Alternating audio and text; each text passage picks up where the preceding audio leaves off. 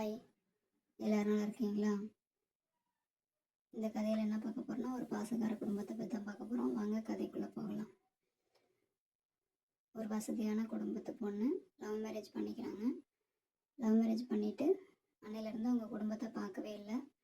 ஒரு அவசர காரணமாக நகை அடகு வைக்கிறதுக்காக நகை கடைக்கு போகிறாங்க. போனோடனே அங்கே போயிட்டு தன்னுடைய நகையெல்லாம் கொடுத்துட்டு இதுக்கு எவ்வளோ பணம் கிடைக்கும்னு சொல்லி கேட்டுட்ருக்காங்க. அவங்களும் எடை பார்த்துட்ருக்காங்க. பார்த்தோன்னே ஒரு கால் வருது, ஃபோன் கால். மேனேஜர் வந்துட்டு அந்த பொண்ணை தன்னுடைய ரூமுக்கு வர சொல்கிறாங்க. அப்போ அங்கே வேலை செய்கிறவங்க சொல்கிறாங்க. அதுக்கு அந்த பொண்ணு சொல்கிறாங்க, இது என்னுடைய நகை, நான் யாரையும் பார்க்கணுன்னு அவசியம் இல்லை அப்படின்னு சொல்லி கத்துறாங்க. அதெல்லாம் எங்களுக்கு தெரியாதுன்னா உங்களை மேனேஜர் கூப்பிட்றாங்கன்னு சொல்லி அவங்க சொல்கிறாங்க. சொன்னோடனே இவளும் போகிறான். போயிட்டு பார்க்கும்போது, என்னம்மா வீட்டு வாடகை கூட கொடுக்க முடியலையா, அதனால தான் நகை அடை வச்சு கொடுக்கலான்னு சொல்லி புருஷன் அவனை அனுப்பி வச்சுருக்கானா அப்படின்னு சொல்லி அவர் கேட்குறாரு. கேட்டவுடனே இல்லைங்கப்பா, அப்படிலாம் இல்லை, நான் நல்லா இருக்கேன், எனக்கு ஒரு குறையும் இல்லை அப்படின்னோடனே பேசிகிட்டு இருக்கும்போதே மேனேஜருடைய பையன் வந்துடுறாப்புல. சொன்னோடனே இவ எதுக்கு இங்கே வந்திருக்கா, இவ்வளோ எதுக்கு இங்கே உள்ள வச்சு பேசிகிட்டு இருக்கீங்க அப்படின்னு சொல்லி கத்துறாங்க.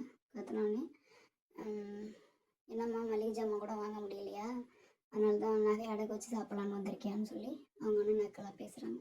அப்படிலாம் இல்லைண்ணா, நான் நல்லா இருக்கேன் அண்ணன், இந்த உறவு முறை சொல்லிலாம் கூப்பிடாத, உன்னை பார்த்தாலே எனக்கு எரிச்சலாக இருக்குது அப்படின்னு சொல்லி அவங்க அண்ணன் சொல்கிறாங்க.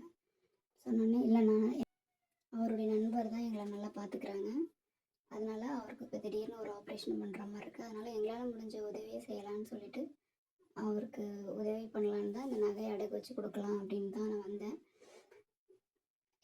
நீங்கள் இவ்வளோலாம் பேசவும் எனக்கு நான் வேறு கடையில் போய் வச்சுக்கிறேன்னு சொல்லிவிட்டு அவங்க வெளியில் வந்துடுறாங்க.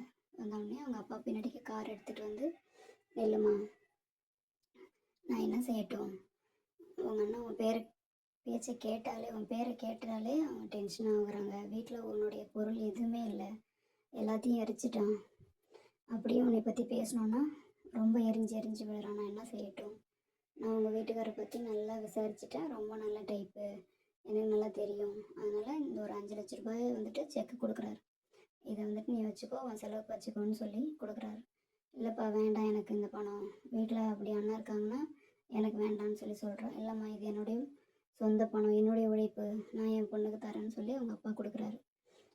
சரின்னு சொல்லிட்டு அதையும் அவங்க வாங்கிட்டு வீட்டுக்கு வந்துட்டுருக்காங்க. வீட்டுக்கு வந்தோடனே ஒரு கார் நிற்கிது, வீட்டு வாசலில் ஒரு கார் நிற்கிது. என்னடா அது, நம்ம வீட்டு வாசலில் ஒரு கார் நிற்கிதுன்னு சொல்லி யோசிச்சுட்டே அந்த பொண்ணு நடந்து வந்துட்டுருக்காங்க.